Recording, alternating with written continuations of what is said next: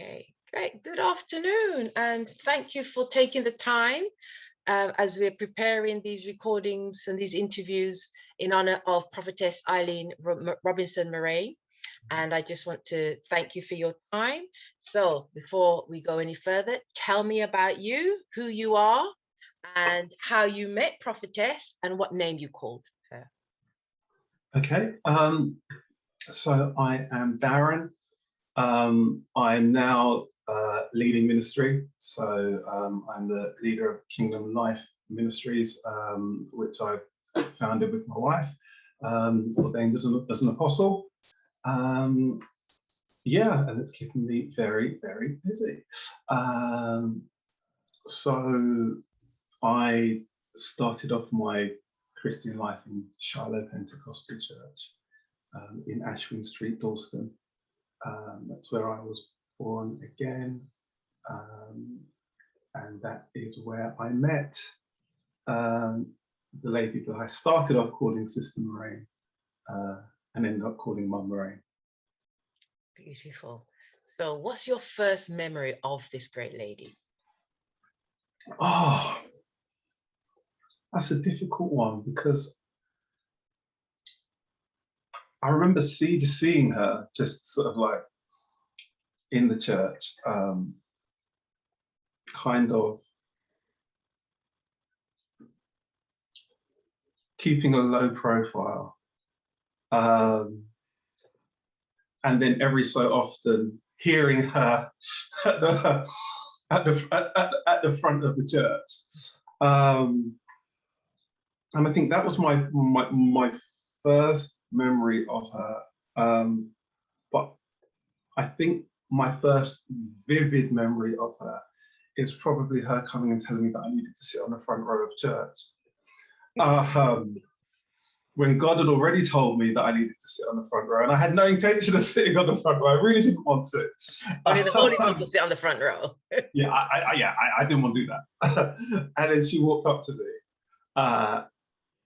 in service and basically said, "You know, you're supposed to be up there." And I was like, "Oh." And that was the start of me sitting on the front row. So that's real vivid memory. Yeah, beautiful. So what personal memories, you can go as far back and as many as you can, draw them all out, personal memories that you have of her that particularly mean a lot to you?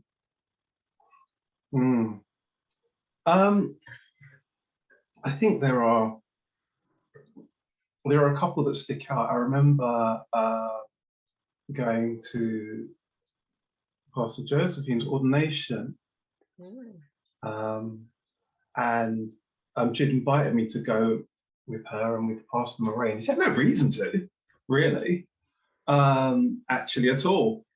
But she did, and so I kind of got to spend the day with her, just talking, going about, and it was actually good to be in that atmosphere, considering where I am now, and yeah, just to actually spend the day, and I think just how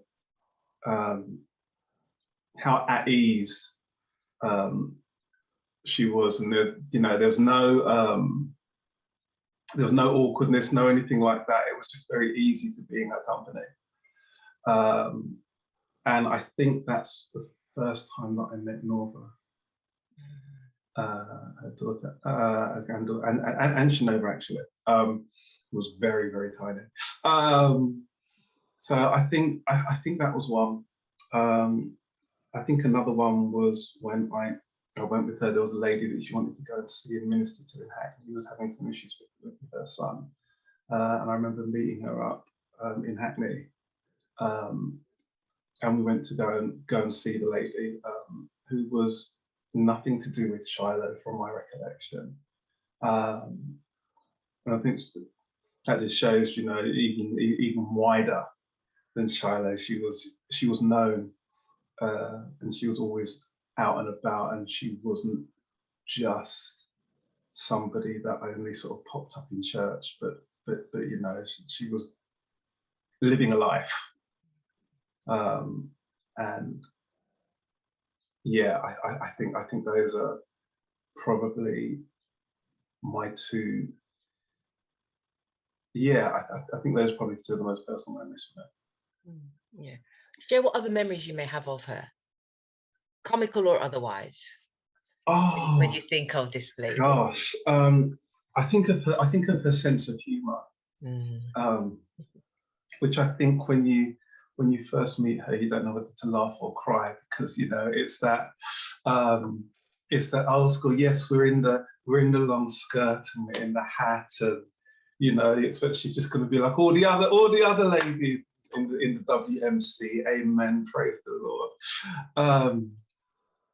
And then she starts to talk about all sorts of things. And at first you don't know how to respond. You're like, oh dear God.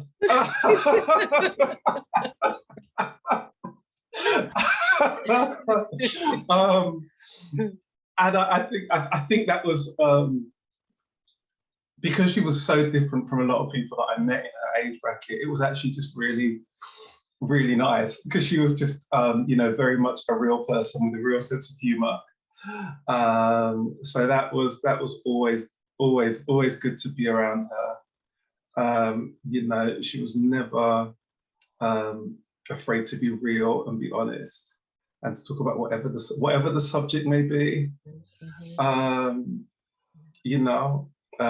Whether it's outside things, inside things,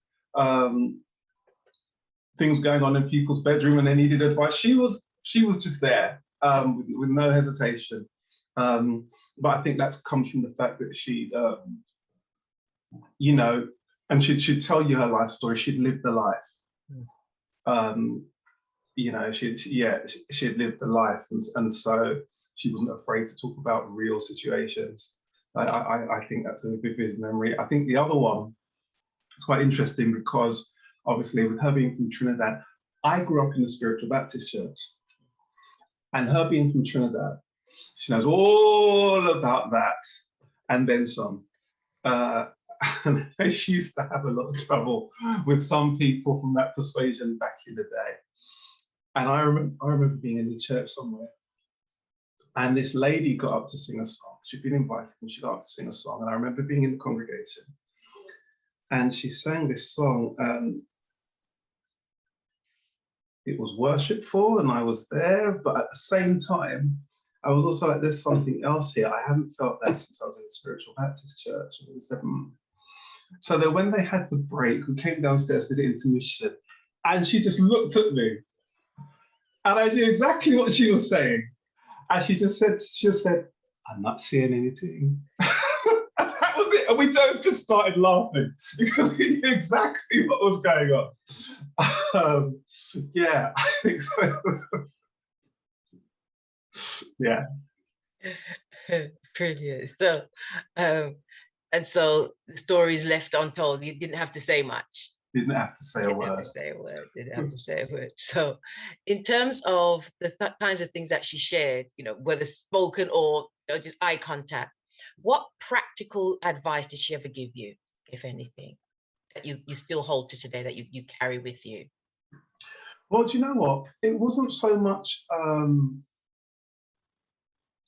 practical advice, but there was a book that she gave me. She lent me a book of hers called Developing Your Prophetic Gifting by Graham Cook. I remember that one. Yeah. And that book just totally, rather than just operating in prophecy, it changed so much in terms of understanding, confirming certain things, giving me language for things, giving me a framework, and actually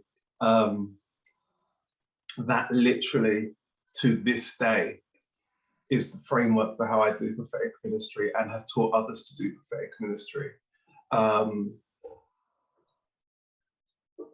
And it's been invaluable, because the book, it's so solid, it's so rich, it's a brilliant book. It's not even in print anymore. I've got a copy, got my own copy. But that, because I was in a place where there wasn't anywhere else where I was getting anything even remotely like that. And it's impacted not only my life, but it's impacted the life of the people that I've taught, and it's still impacting the lives of the people that I teach, because it's still the framework. And I think for me, it even says something about her, because Graham Cook is not what we would call, he's not Pentecostal, quote unquote, in that way. He's charismatic, and he's outside of the stream that perhaps you would expect, you know, West Indian Pentecostal church to be reading.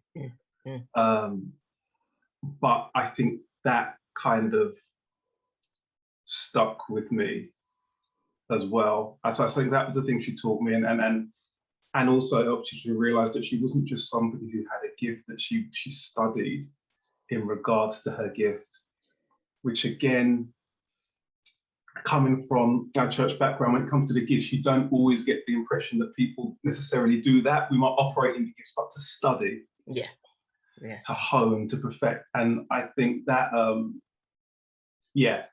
that has had a profound effect on what I do. It's probably one of the pillars, most definitely. Yeah. I think I remember when she gave us both the book around about the same time, and we looked at each other, we started reading it, and we're like, how far have you got into it? I haven't got very far. And I think at one point we stopped reading the book, didn't we? And we were like, I don't get this. This is like, it was a way of forcing us to rethink the prophetic and how things were done. I know, I struggled to get through that book, but I was thankful for it, like yourself. It's a book that's prominent on my shelf. Yeah. I think I reread it last year. I began to devour it because it made sense. So yeah, brilliant. So in terms of, other than the Graham Cook book that she gave, do you actually receive any specific counseling for yourself, either in marriage or in youth issues or anything at all in terms of ministry or your private life? And how did that look? No, I didn't as it goes. It was just, a lot of it was just being around her, and just seeing someone operate like she did, move like she did, the way that she thought, and that doesn't sound like much, but when you haven't got that around you, and you're struggling with whether or not you're crazy, basically, it's either I'm hearing God or I'm crazy. It meant an awful lot. It really did. So although maybe in terms of direct speech and direct words, no, but actually in just being around her, you can say she was always speaking, but just being able to be around her. Yeah. So in terms of that, her speaking in terms of a non-verbal, just by her actions and how she was, how would you say your prayer life or your worship life was influenced by her? I think for me it was, I think I saw in her things that I was seeing in myself in seed form, and what it helped me to do was to actually have the confidence to go with what God was saying to me, how he was leading me, because it was like I had a place of confirmation that, as I say, I wasn't crazy, and this wasn't off, to be able to, because I found there wasn't a lot of people that I could relate to, and quite frankly, I couldn't relate to most of the Christian men around me either, because I would be on the floor crying and rolling and wailing and all of these sort of things, and the men around me didn't do that. But neither did most women, neither did most people. But actually, the impact, I've been able to see her moving those things, and moving those things deeply and freely, like they weren't something strange, and to hear her talk about those things and talk about her experiences in prayer, her experiences with the Lord, things that would happen. It yeah, it really gave me the confidence to pursue more and to, I think, allow myself to be open to God and not shut down. I think that was very important, because there was, for me, it was almost like I needed to be around somebody or people who knew this language and weren't scared and weren't put off, and who were further along, and who actually could help you to just be yourself. And so, I think that the impact for me, it's hard to quantify that, but I don't know whether I would have pushed as far into some things in the spirit had I not heard someone talk about experiences in the spirit that were more than the norm, more than the average. And it just gave me a confidence to actually pursue that, and not, as I say, not shut it down, and actually just embrace that this is who I am. Yeah, great. So as you were saying that, do you think that day when she took you along to Pastor Josephine's ordination, do you think she saw something further along? Oh yeah, no, yeah, you know, I wouldn't be surprised for a second, you know. You know, that'd be her way sometimes. Again, you know, I'm not saying nothing, just sit there, you know. It's a setup.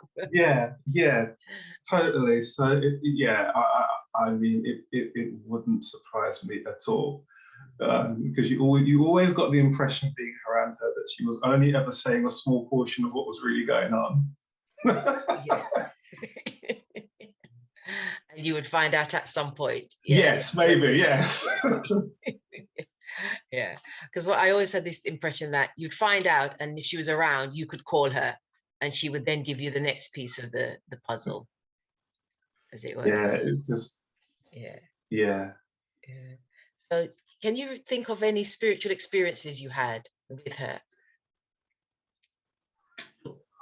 Oh gosh! Oh boy! Either being thrown in the deep end when you think you're there to support.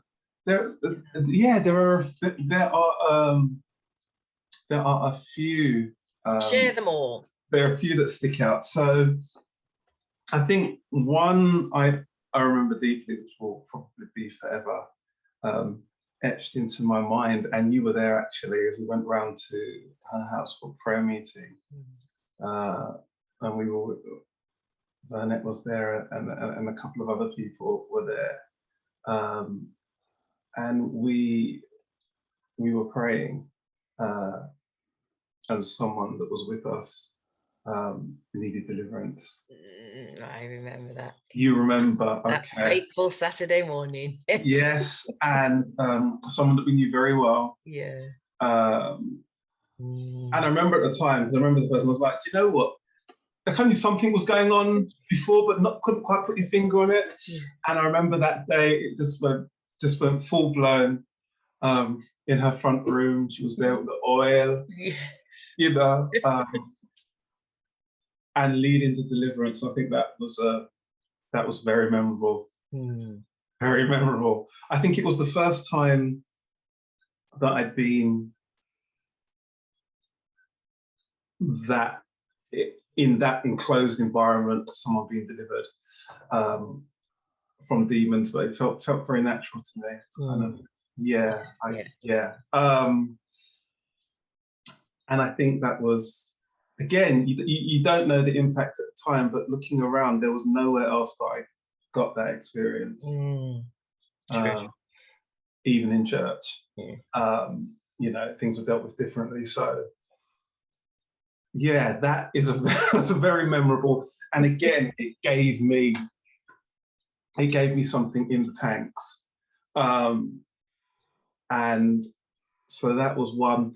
I think some other stuff is just sometimes when she would preach in Shiloh, and she would go into spiritual songs. Yeah. And it's Different kind of battle, wasn't it? Yeah, and it wasn't because some people knew what was happening, some people didn't know what was happening.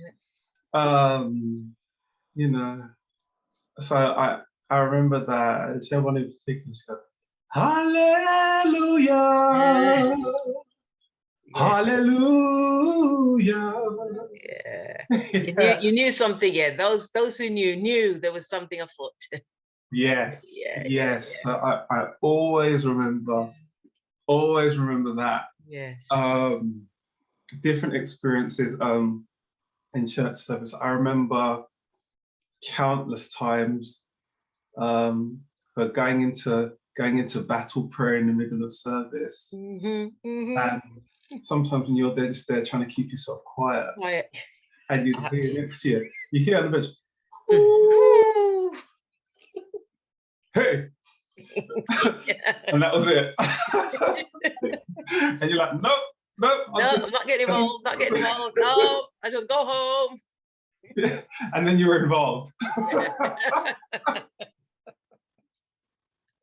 Oh, well, so yeah, gosh, I remember some of those. I remember being in Hertford Road prayer meetings. Yeah. I think I'd not long coming, and then this couple came in with their child from South Africa, and they just walked into the room, and just taken off their coat or whatever, and she came up to me and she said, "Give them a word." And I was like, "A what? A who? Okay, a word. A word? Okay, Lord, a word. God, we need a word. We don't have a word."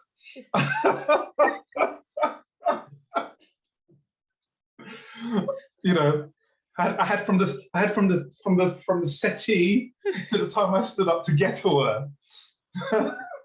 You know, and I did. Yeah. But it's just the way she done it, and I think many of us remember that. She just said, "You give them a word and just walk off." Yeah. Yes. It was on the job training. Absolutely. Yeah. Absolutely. Yeah. And one thing I remember is that you had to have expected to do something. It wasn't a case of no spectators. No. You know, no spectators, and it was a case of you will be doing something. You just have to be ready. Yes. And if you weren't ready, you knew you were going to get spoken to firmly, very lovingly, but it was going to be a firm word, as it were. What are you doing? Yeah. Come through the door already. Yeah. And I think I thought of the couple the other day, and I think they'd not long actually been in the country. Yeah. So yeah. So other memories do you have of prayer meetings? Oh gosh, I think vivid memories of prayer meetings. I think concerning her, I think one of the things concerning Mum Murrain is just what you said, is that making sure that everybody got involved. And I think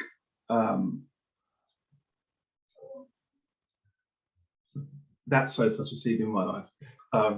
Because that became culture for me. It was natural, so I didn't see things any other way. So even now with my church, I've always expected everybody to get involved.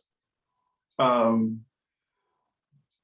so it's just kind of carried on with that. So that was one of the big memories. As you say, you come through the door knowing. And I think it's even just that the thing about prayer meeting and the way that it was, and the way that she kind of had that, was that everybody felt valued. So whether you got saved yesterday morning, or whether you'd been in this thing for 20, 30 years, everybody was expected to participate. Everybody was given room to participate and to minister to whoever. There was no sort of, that sort of, oh, I'm up here, you're down there sort of thing. That's one of the things that I really remember. And I think the two things, one, the worship, that just seemed to flow and flow and flow and flow. It will always be one of my fondest memories, learning how to spend 2 hours and 3 hours just in worship, just lost in God, and that being a very normal thing. I think that was a huge thing. Yeah, certainly a huge thing in my life, just being able to, again, I didn't have many people guiding or confirming in any way. So being able to come in and among that, I suppose at the time, looking at even my church experience and all of that at the time, I'd have to say it's just coming into the one place where I was actually understood. Yeah. I'm going to need a minute. Okay. Yeah. Yeah. Oof. Yeah. Understood and accepted. I think Yeah. that's the that was the thing with prayer meetings, and the love. Yeah. The love of being accepted, that you could take everything out. You can just take off the mask and just flow. Yeah.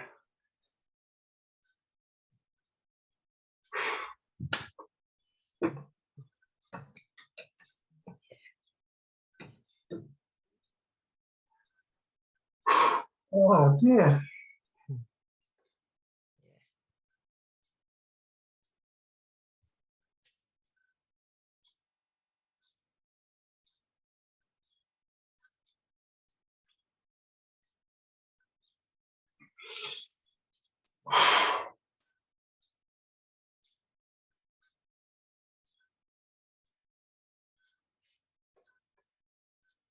Yeah.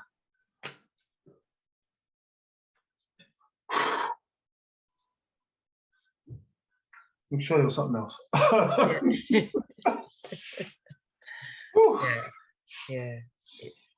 Yeah. That impact.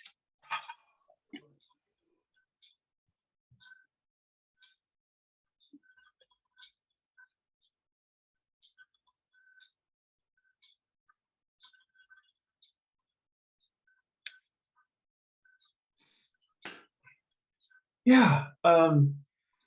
Yeah, it's a lot. I don't know. I don't know where I'd be without that space. I don't know how things would have panned out, but they would have panned out. I think they would have panned out very differently. Very differently.